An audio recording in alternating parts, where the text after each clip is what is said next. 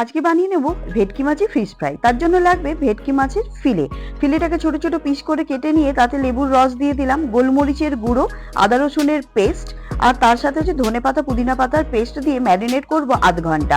আর তার সাথে করে নেব ডিম আর গোলমরিচের গুঁড়ো দিয়ে একটা ব্যাটার বানিয়ে নেব, আর ব্রেড ক্রাম্ব আর তার সাথে নুন ছড়িয়ে দিয়ে রেখে দেবো।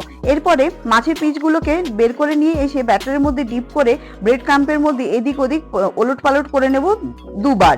এরপরে হচ্ছে সব কটাকে রেডি করে দেওয়ার পর গরম তেলের মধ্যে একটা একটা করে ভেজে নিন। আমার বড় কড়াই ছিল তাই সব কটা একসাথে ভাজা হয়ে গেছে। ভীষণ সুন্দর কোটিং হয় আর খুব সফট হয় আর খুব ভালো খেতে হয়।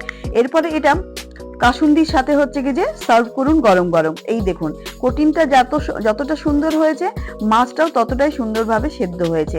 খেতে হয় অপূর্ব, একদম কম সময়ে দারুণভাবে তৈরি হয়। আপনারাও বাড়িতে তৈরি করুন, আমাকে কমেন্ট বক্সে জানাবেন।